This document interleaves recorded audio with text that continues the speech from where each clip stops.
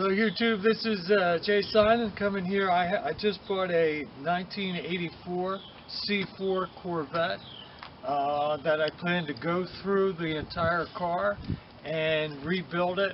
We'll be doing some engine work. We're going to be doing, we're going to readjust all the throttle bodies, rebuild all the throttle bodies on it. We'll do the interior. We're going to redo the suspension. Basically go through the thing front to back, do the interior.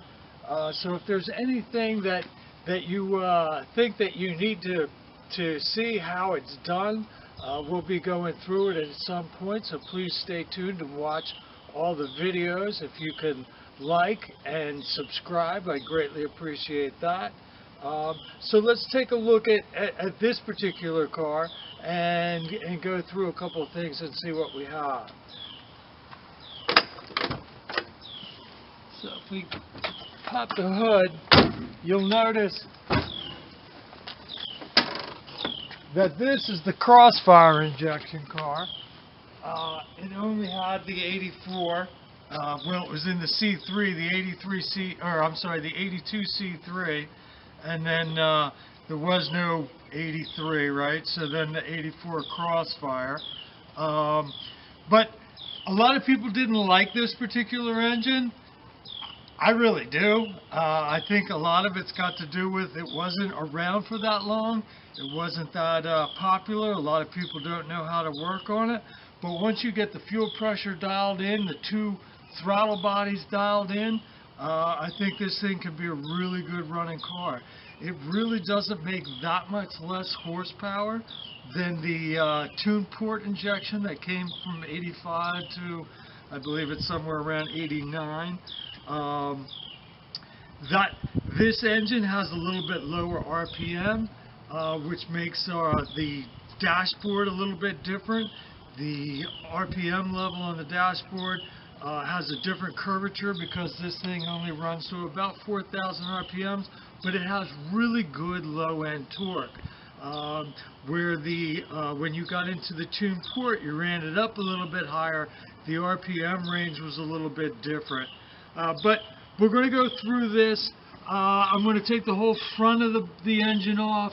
We'll do a water pump, complete cooling service. We're going to do the air conditioner. I'm going to do the head gaskets. This car's 40 years old and I want it to be dependable. So we'll go through, we'll do the head gaskets, we'll do the intake, we'll finish off with the throttle bodies. Of course, we'll service the air conditioning because that doesn't appear to work. We'll go through the suspension. We'll put all new bushings in here. We'll put ball joints in it. Make sure the suspension's really tight. And that's pretty much what we're going to do up front. Maybe a little bit more as we go through it. The body itself is in pretty good shape. We'll probably paint it at the very end, but that will be the last thing we do. Because obviously I want to work on it first, make sure if I'm going to scratch it, we don't want to scratch it with the new paint. But the body's in good shape. We'll run around. We'll make sure that we do the fuel system. We'll put a fuel pump in it. I believe the sender works correctly, but we'll test that when the time comes and make sure that that's good. If that's not good, then we'll go ahead and change the sender out too. But my plans are to go ahead and take the fuel pump out and switch the fuel pump to a 1985 fuel pump from the tuned port, which has a higher pressure. Now on this Crossfire injection car, the throttle bodies are dropping fuel above the intake manifold, so the pressure is much lower. Somewhere between 9 and 14 psi. And so we'll go in and adjust that. Now on the tuned port, you have the 8 injectors and they're dumping it into the intake. So because of that, this would be the last wet intake system, and then the tuned port would be the dry intake. And it ran a higher pressure. Now, just because I put a higher pressure fuel pump doesn't mean that the fuel pump will actually have higher pressure here. We're going to regulate it down. All it's going to do is give us better volume. So at higher RPM, the pump will be more capable of the volume it takes to run the fuel pressure. So we'll go through that. We're going to go through the entire lighting system. We'll check that out. We're going to turn it all into LEDs to try to lower the amperage and to keep things cooler. We all know that these cars are 40 years old now. They get brittle. So by putting LED bulbs in everything, we can keep the temperature down, keep the plastic a little less brittle. Hopefully things won't melt. We'll go through the rear suspension. I'm going to take the rear suspension completely out of here. This, even though it is a Z51 car, a 4-speed Z51 car, this is the only year with the Z51 package that doesn't have the bigger Dana rear. If you had a 4-speed car on anything other than an 84, I believe, you got the bigger Dana rear. This still has the Dana 36. When you get an automatic, it has the Dana 36. If you get the manual, it goes to the Dana 44. But in 84, they didn't do that. So this has got the Dana 36. We're going to take that out, put all new bushings in it, all new seals in it, and go from there. The interior, well, before I even go to the interior, you can see that the weather strips are kind of beat up on this car. So we're going to go through and we're going to replace all the weather strips. We'll replace the door weather strips. We'll replace all the seals for the top. We'll replace the seals for the trunk. We'll get all that ready to go. And so we're going to try to keep this thing as waterproof as we can. Then when we go in, you'll see that the interior, well, it's 40 years old and it's a little bit beat up. So we're going to go ahead and we'll redo the entire seats. I believe the carpet is in pretty good shape, so we'll probably leave that. As you can see, the radio has been changed to an aftermarket radio. I'm not sure what exactly we're going to do there. It had the Delco Bose system in it from the factory, but I think we'll probably put a newer touchscreen radio in there at some point, and just to have the Bluetooth and the navigation and all that. I'm going to try to leave the car as close to stock as I can, except for probably the radio, because the Bose is already gone, and quite honestly, the Bose system, to put the Bose system back in, would be extremely expensive and dated. So that would probably be the only thing that we upgrade. The rest of it, we're going to try to leave as pretty much as stock as we can. The other thing that we're going to do is we'll go in for the dashboard. As you can see, well, probably can't see with all the lights, but the dashboard, it is in pretty good shape. It all works. It's a little bit on the dim side, so we'll take the dashboard out and we'll put in new photo cells. Once again, we'll switch it all to LED. The shifter boot's a little bit beat up. There's some things in the interior that we'll go through and we'll redo. But for the most part, the car's pretty solid. Everything works except for the driver's door. The driver's door has some problems with the door lock, so we'll be putting a door lock actuator in there. The wipers don't work on high, so we'll test that while we have the door apart and make sure that we'll see if either it's the switch or the wiring or the wiper motor, whatever will come up. But the interior is in pretty good shape.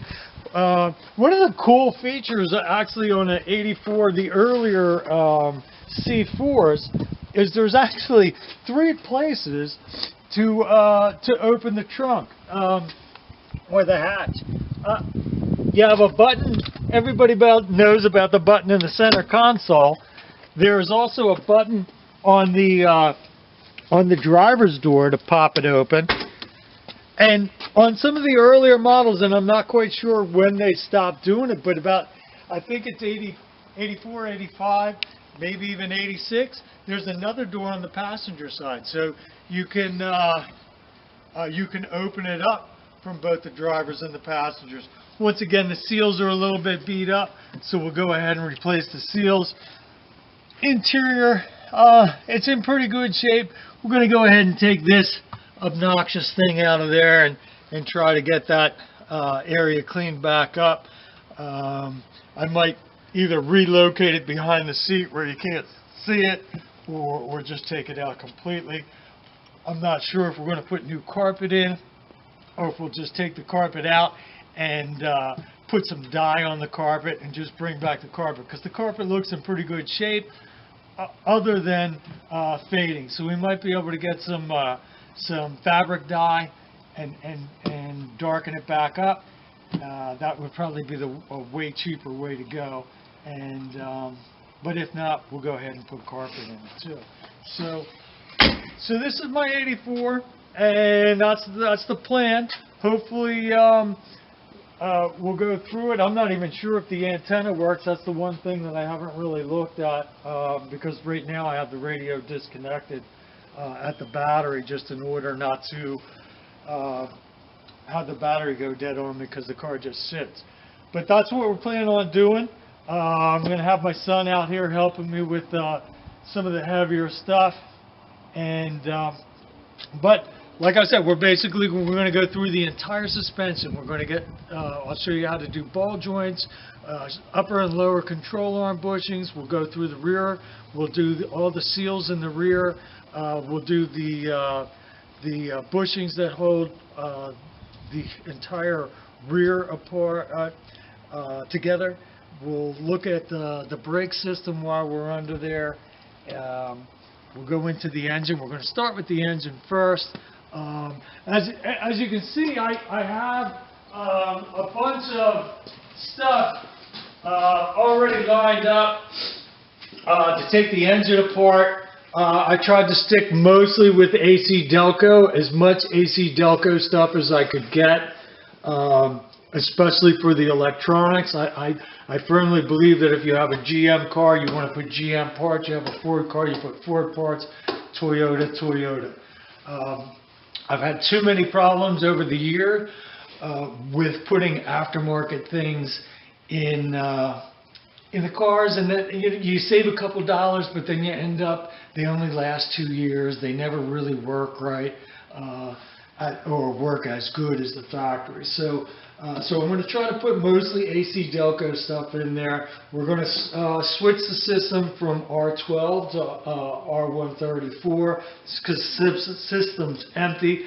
I did put a set of gauges on it and put a little bit of dye in there and tried to see where it's coming from. It appears to be the seals in the compressor, hopefully. So hopefully that's all it is. We'll go ahead and we'll do that. I've got a ball joint press somewhere under there. We'll take a look at that, and we'll be doing the ball joints. I got a little small press over here that will knock the rest of the bushings out in, and you know, of course, the engine stuff will do like that. But some of these specialty tools, we'll go through and we'll show you how they work, and we'll just go through. So hopefully you'll all enjoy these videos. I'll try to do the best that I can with them, and we'll knock it out in a bunch of little pieces. I'll start with taking the front of the engine apart, then we'll go down to the head gaskets. We'll come back up. We'll have the heads, while we have the heads apart, we'll clean up the valves a little bit. Obviously do valve seals. It does smoke a little bit when you first fire it up. It's 40,000, it's 40 years old with 109,000 miles on it. So we'll go ahead and we'll do valve seals. Then we'll do the intake. Now the intake on the Crossfire, I think another reason why a lot of people don't like the Crossfire is it's very sensitive to intake leaks. And if we can get the intake leaks all straightened out, we get the two throttle bodies timed correctly, We get the right fuel pressure going to them. These cars just run great. They're so smooth. And so we'll go through all that operation and get that. Just a little bit about myself. I'm 60 years old. I got into the business, well, I started pumping gas when I was 14, but I started at a Pontiac dealer in 1980. And fortunately, the Pontiac dealer, they had the Trans Ams that had the Crossfire, so I'm very familiar with the Crossfire, working on the Crossfire. And that's why maybe it doesn't scare me like you know, a lot of people I know, they call it the ceasefire or whatever. But I think when I've seen a lot of them that don't run right, you can almost tell why they don't run right, because people just don't know what they're doing with them. So we'll go through it front to back, and we'll get this thing to really run good. So that's what we plan to do. I'll fire it up real quick. It really doesn't run that bad the way it is now. But, you know.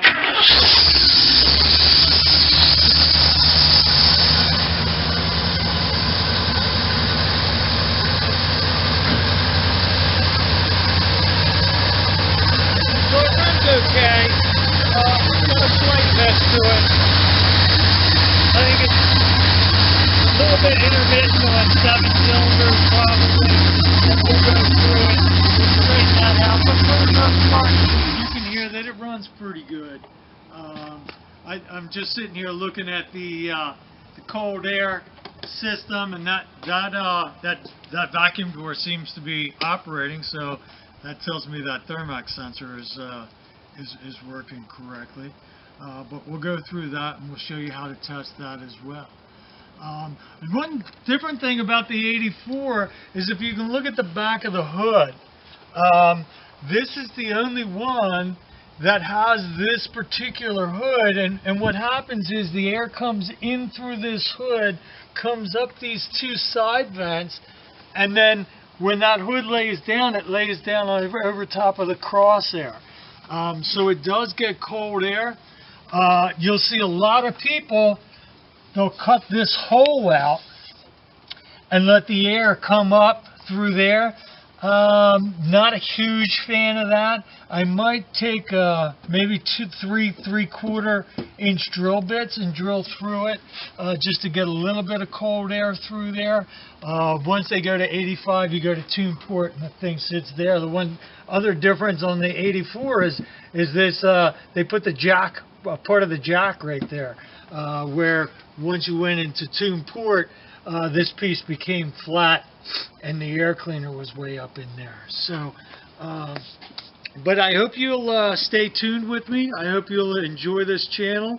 Like I said, if you could like and subscribe to this, we'll go through this thing. I'll start producing some videos, probably about 1 a week. We'll go through, we'll do some engines work, we'll do some suspension work, interior work.